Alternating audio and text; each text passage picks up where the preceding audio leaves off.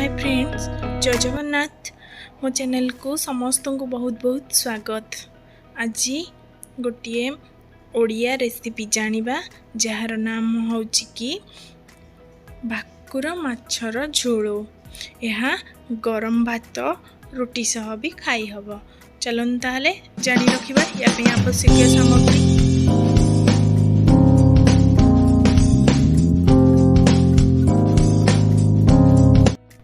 मुझे 1 किलो भाकुर माछ नहीं जाइछि, ताकू लूण आ हलदी दे भल भाव मैरिनेट कर नहीं। मैरिनेट कर सारा पर आमे गैस रे पैन बसैबा। पैन गरम हो गला पर से आमे देदेबा 1.5 चामच बड़ बड़ 1.5 चामच रु अधिक टिके सोरिष तेल। तेल गरम हो आसिले आमर माछ गुड़िक भल भाव एपट सेपट करिकी भाजी नियंतु। देखंतु एभली भाव माछ गुड़िक अल्प अल्प करिकी भाजिबे। अल्प अल्प करिकी भाजिले माछ गुड़िक भल भाव भाजी हो जाए। अधिक देले भाजी हुएनी, तेणु अल्प अल्प भाजी नेबे। देखंतु मो माछ भजा रेडी हो गलानी। एबे चलंतु आमे ग्रेवी पाई मसला रेडी करिबा। मु एठी 1 किलो माछ पाई 3टी पियाज, 1 टमाटो, 2टी रसुण, आधा इंच रु अधिक अदा, 1 चामच गोटा धनिया, 1 चामच गोटा जीरा नहीं जाइछि, आ सुखिला लंका नहीं 6 रु 7टी। याकू देखंतु एई भली भाबरे फाइन पेस्ट बनै नियंतु। एबे चलंतु हमरो ग्रेवी रेडी करिबा। मु प्रथमे गैस रे कढ़ई बसई देछि। एबे सेई कढ़ई गरम हो गला परे सेथिरे आमे 2 चामच सोरिष तेल देदेबा। तेल गरम हो गले फुटण देदेबे। तापरे बटा होई रहिथिबा पेस्ट को ऐड कर दियंतु।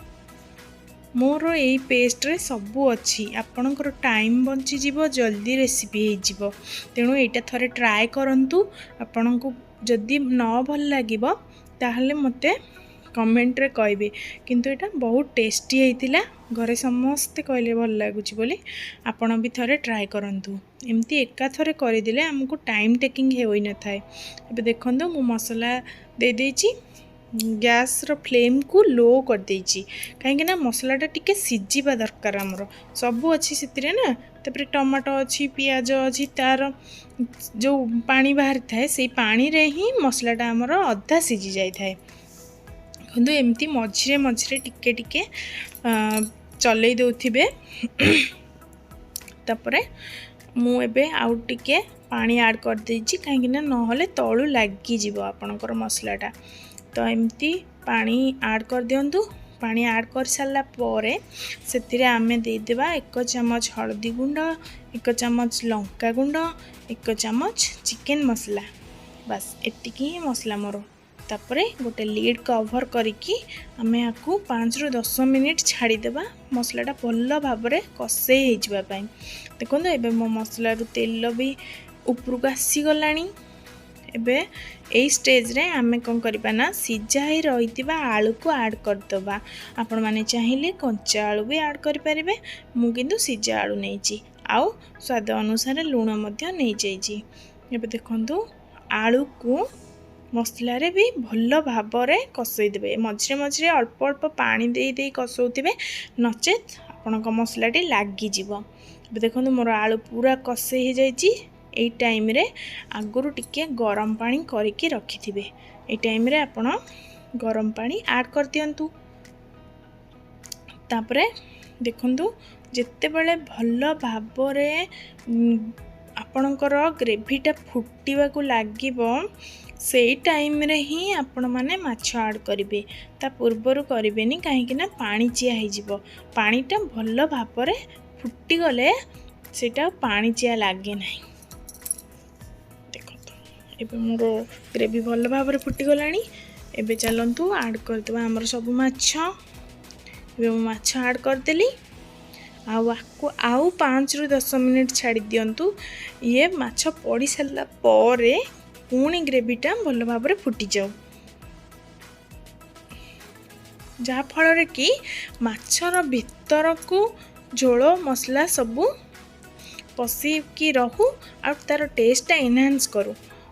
ତ ଏବେ ଦେଖନ୍ତୁ ମୋର ଗ୍ରେଭି ପୁରା ଟକମକ ହେଇ ଫୁଟିଗଲାଣି। ଏଇ ଟାଇମ୍ରେ ଗ୍ୟାସ୍ ବନ୍ଦ କରିଦେବେ, ଗରମ ମସଲା ଦେଇ ଏହାକୁ ଆଡ଼େଇ ଦିଅନ୍ତୁ। ମୁଁ ଗରମ ମସଲା ସ୍କିପ୍ କରିଯାଇଛି କାହିଁକିନା ମୋ ଭିଡ଼ିଓଟା ଅଫ୍ ଥିଲା। ସୋ ଆପଣମାନେ କିନ୍ତୁ ଗରମ ମସଲା ଆଡ଼୍ କରିବେ। ଏବେ ଦେଖନ୍ତୁ ରେଡ଼ି ହେଇଗଲା ମୋର ଭାକୁର ମାଛର ଝୋଳ। ଏହା କେତେ କମ୍ ସମୟରେ ହେଲା ଆପଣମାନେ ଦେଖିପାରିଲେ ନା ନାହିଁ। ଆପଣମାନେ ଯଦି ଆପଣଙ୍କ ସ୍ୱାମୀମାନେ ଅଫିସ୍ ଯାଉଛନ୍ତି କି ପିଲାମାନେ ସ୍କୁଲ ଖାଇକି ଯିବା ପାଇଁ ଲେଟ୍ ହେଇଯାଉଛି, ଏଇଭଳି ଜଲ୍ଦି ଜଲ୍ଦି କରିଦେଲେ ଆପଣଙ୍କର ତରକାରୀ ରେଡ଼ି ହେଇଯିବ। ଏବେ ଦେଖନ୍ତୁ ମୋ ଝୋଳ ରେଡ଼ି ହେଇଯାଇଛି। ଦେଖୁଥିବେ ଏଇଟା ମୋର ଭାତରେ ଖାଇବା ପାଇଁ ମୁଁ କରିଛି। ଡାଲି ଆଉ ଦରକାର ନାହିଁ, କେବଳ ଭାତ ମାଛ ଝୋଳ ହେଇଗଲେ ହେଇଯିବ। ସେଥିପାଇଁ ମୁଁ ଆଉ ଗ୍ରେଭିକି ବହୁତ ଟିକେ ପତଳା ରଖିଛି। ଆପଣମାନେ ଚାହିଁଲେ ୟାକୁ ମୋଟା ବି କରିପାରିବେ। ଏବେ ଦେଖନ୍ତୁ କେତେ ସୁନ୍ଦର ଦେଖାଯାଉଛି ମୋ ତରକାରୀଟି। ଏଇଭଳି ଭାବରେ ଆପଣମାନେ ବି ଆପଣମାନଙ୍କ ଘରେ ପ୍ରସ୍ତୁତ କରନ୍ତୁ ଭାକୁର ମାଛର ଝୋଳ। ଆଉ ଯଦି ମୋର ଚ୍ୟାନେଲଟିରେ ଦେଖାଯାଉଥିବା ରେସିପି ଗୁଡ଼ିକ ଆପଣମାନଙ୍କୁ ଭଲ ଲାଗିଥାଏ, ତାହେଲେ ମୋ ଚ୍ୟାନେଲକୁ ଲାଇକ୍ ସେୟାର ଆଉ ସବସ୍କ୍ରାଇବ୍ କରିଦେବେ। ଆପଣମାନଙ୍କର ଲାଇକ୍ ସେୟାର ହିଁ ମୋତେ ପ୍ରେରଣା ଯୋଗାଇଥାଏ। ଧନ୍ୟବାଦ।